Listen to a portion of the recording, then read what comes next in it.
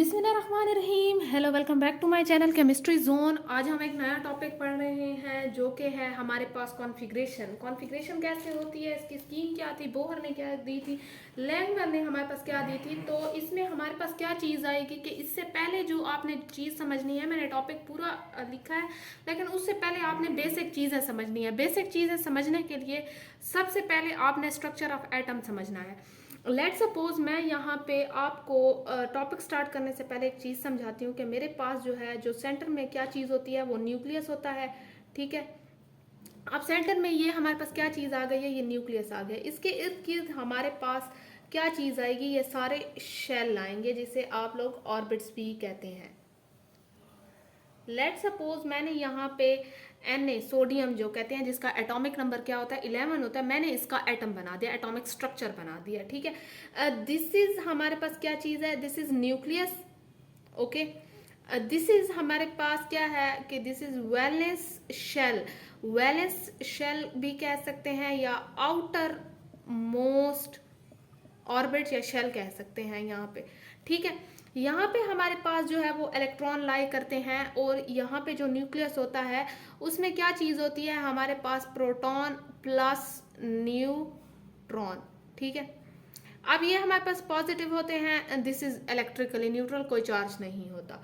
यहाँ पे न्यूक्लियस में जो आपने एक और चीज़ समझनी है, that is atomic number. Atomic number किस चीज से रिप्रेजेंट होता है, वो Z से होता है, जिसमें हमारे पास सिर्फ नंबर ऑफ प्रोटॉन्स आते हैं कि कितने प्रोटॉन्स हैं, वहीं उसका एटॉमिक नंबर होगा। ठीक है, अब एक और चीज के अलावा भी आपने समझनी है, दैट इज एटॉमिक मास।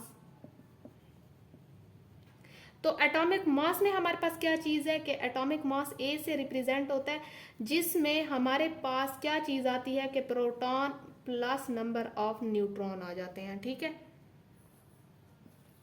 यहाँ तक बात क्लियर है। तो ये हमारे पास जो थी कुछ चीज़ें थी।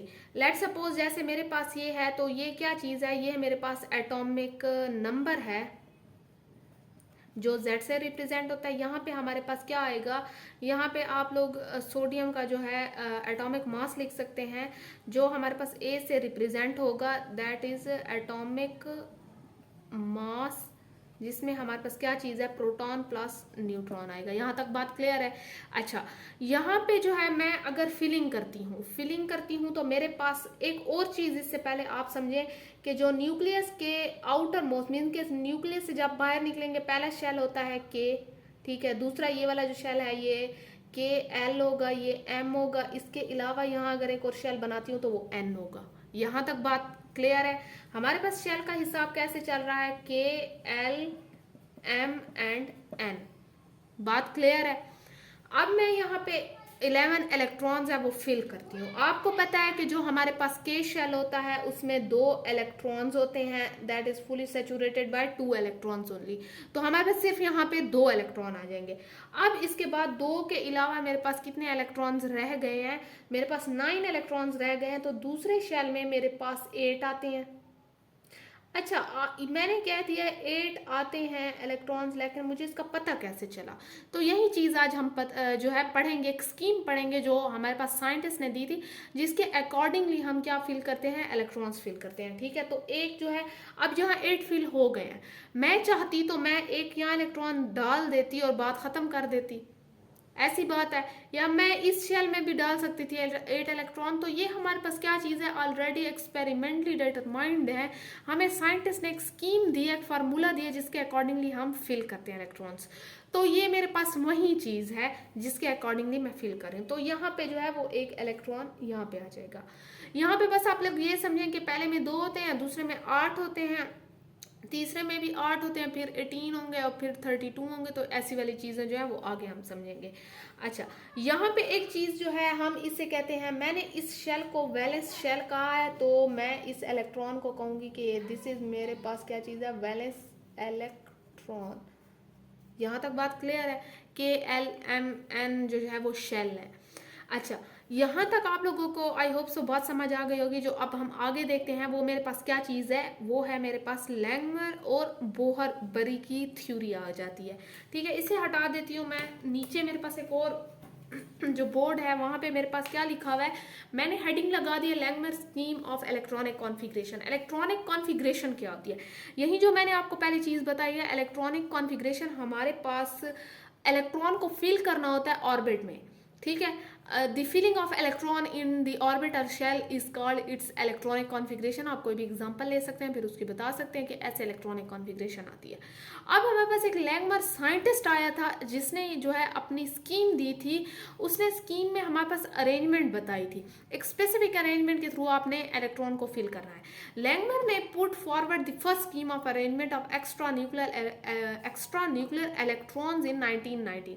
अच्छा, एक्स्ट्रा न्यूक्लियर का मतलब न्यूक्लियस के अंदर तो नहीं होते इलेक्ट्रॉन, बाहर होते हैं, तो that's called extra nuclear electrons, ठीक है। अब हमारे पास 1919 में वो आया था जिसने अपनी अरेंजमेंट वगैरह दी थी। इसके बाद हमारे पास क्या है कि his fundamental conception is the inert gases possess the most stable electron configuration therefore contain complete electron orbit.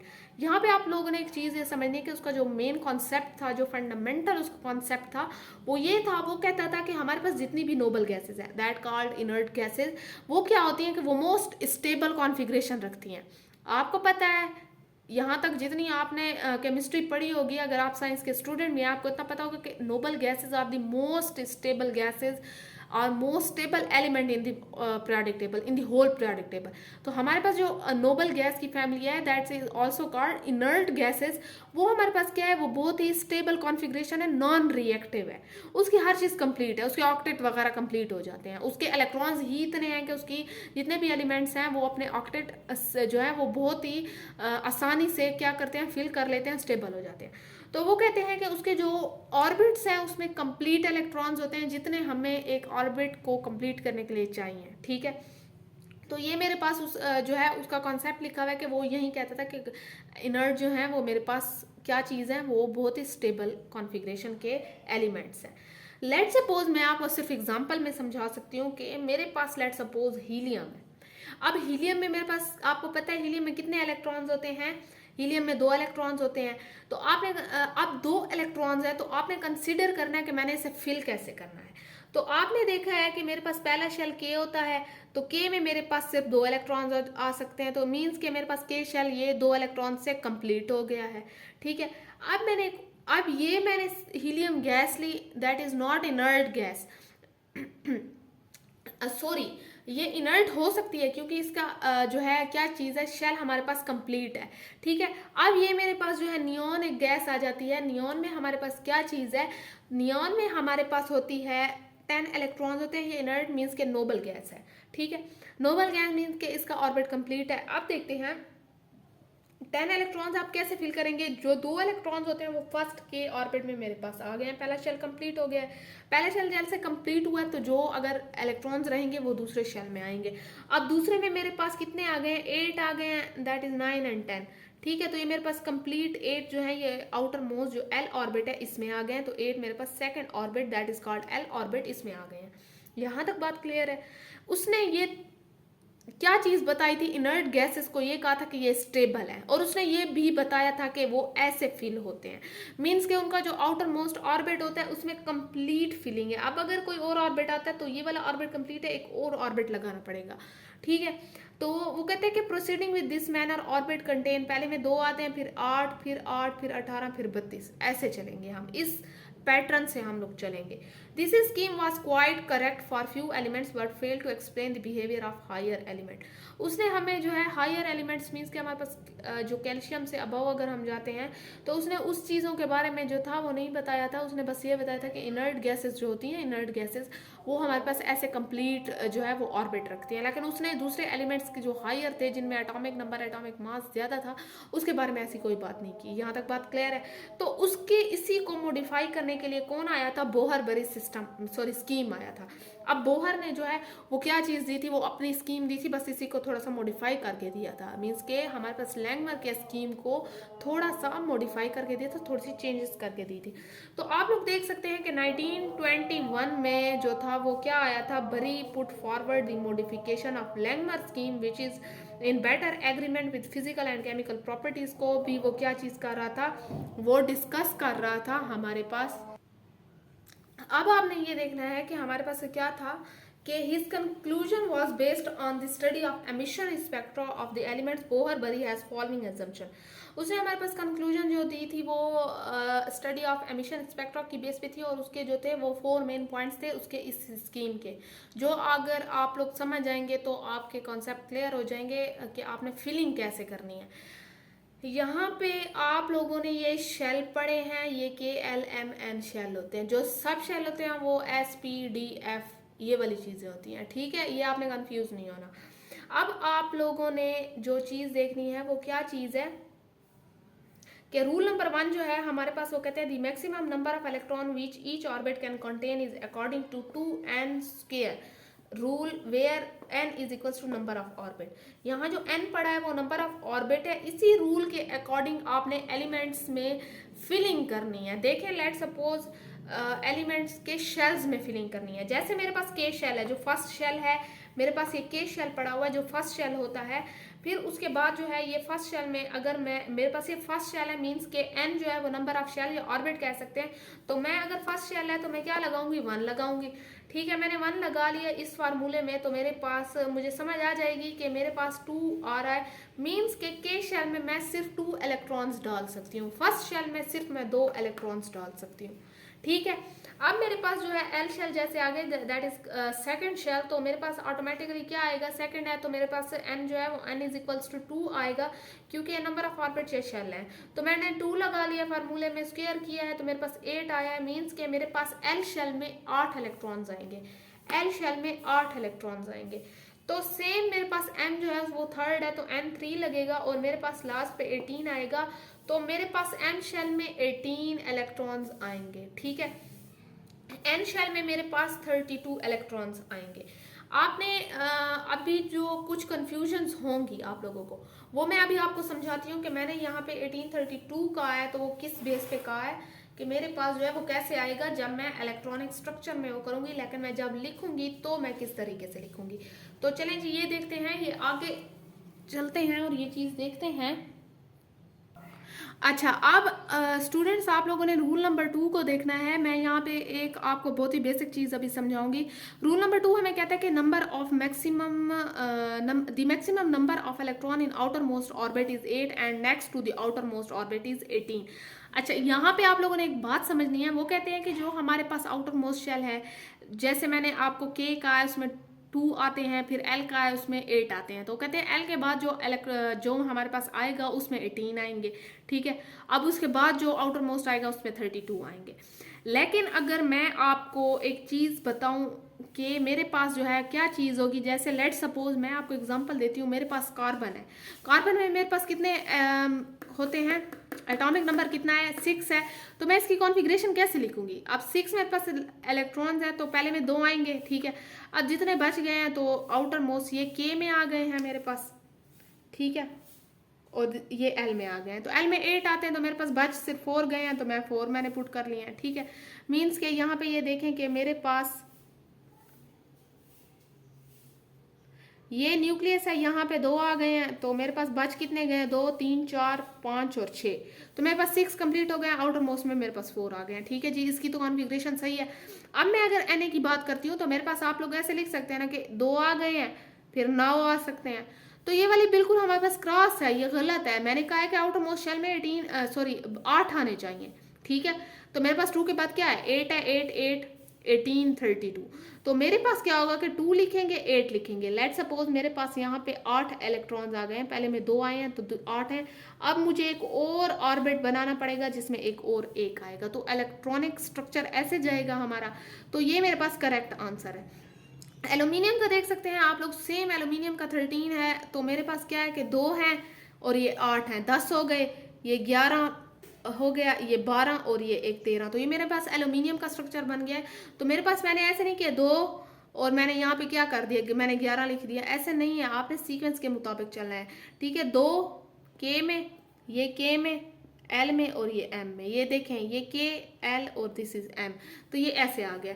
अब मेरे पास अगर आप पोटेशियम का देखते हैं जिसका मेरे पास एटॉमिक नंबर 19 है, 19 अगर मैं लिखना चाहूँ तो ऐसे लिख सकती हूँ, कुछ स्टूडेंट लिख भी लेते हैं, तो ये गलत है। मेरे पास 2 है, 8 है, 9 है, तो ऐसा नहीं है। मेरे पास पहले 2 आएगा, फिर 8 आएगा, फिर 8 आएगा और फिर 1 आएगा, तो ये करेक्ट आंसर है। अब मेरे पास कैल्शियम आता है, कैल्शियम में आप लोग 2, 8, 10 कर सकते हैं, लेकिन ऐसा नहीं है। आपने क्या करना है कि 2, 8, 8 फिर जितना बचेगा वो आ जाएगा, ठीक है, क्योंकि 2, 8, 8 फिर 18 फिर 32 ऐसे चलेगा। एक चीज फिर भी आप लोगों ने याद रखनी है कि अगर आपके पास कोई भी एटम आता है, मैंने आपसे ये कहा है कि कोई भी अगर एटम आता है तो जब आप लोग लेट सपोज मेरे पास ये कोई भी एटम है, तो यहाँ पे ये तो न्यूक्लियस हो गया, यहाँ पे 2 है और मेरे पास ये जो आउटर मोस्ट है, आउटर मोस्ट है, एक बात याद रखें, समझने की कोशिश करें कि जो आउटर मोस्ट है इसमें 8 इलेक्ट्रॉन्स आएंगे।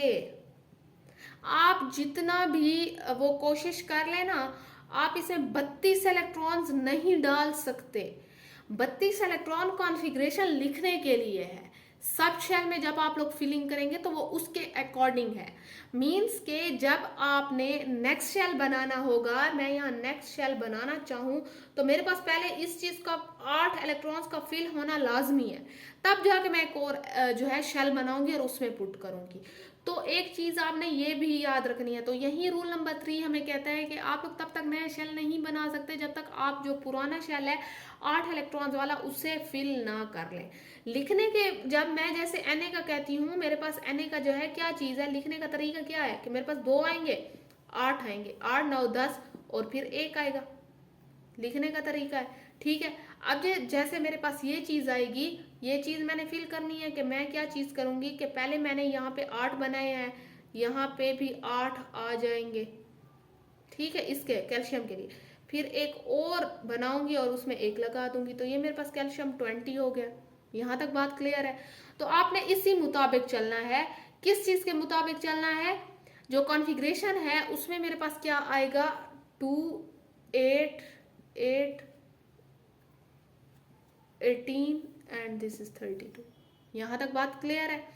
अब जो है आपने ये पूरी जो है हमारे पास स्कीम दी गई थी, इसी के आपने अकॉर्डिंग चलना है। यहाँ पे आप लोग देखें कि मेरे पास जो है अब ये वाला आपको रूल समझ आ गया है। ये वाला रूल है कि the outermost orbit can not have more than 2 electrons and next to outer most cannot have more than 8 electrons so long as the next inner orbit in each case has not received maximum electrons as required by rule number 1। अच्छा, यहाँ पे आप लोगों ने एक चीज़ देखनी है, वो कहता है कि हमारे पास आपका जो मैक्सिमम इसका 2 होगा, इसका 8 होगा, उसका भी 8 होगा, जो कहता है कि वो मैक्सिमम जो है वो आपका आउटर मोस्ट में 8 ही आने चाहिए। 8 से ज़्यादा आप लोग नहीं कर सकते क्योंकि फिर रूल नंबर 1 ही हमारे पास फॉलो नहीं होगा। तो रूल नंबर 1 यही है ना कि 2, 8, 8, 18 और 32। तो आपने इसी स्कीम के मुताबिक क्या करना है, आपने ये चीज़ें हल करनी है। यहाँ तक आई होप सो समझ आ गई होगी। हमारे पास 4 इंपॉर्टेंट रूल थे, इसके अलावा इसमें ऐसा कुछ भी नहीं था, बस इसमें सिर्फ कॉन्फ़िगरेशन की अरेंजमेंट के तरीका बताया गया था। तो यहाँ पे एक चीज़ है, एक ग्राफ है जो मैं आपको दिखाना चाह रही थी। ग्राफ तो नहीं, टेबल है।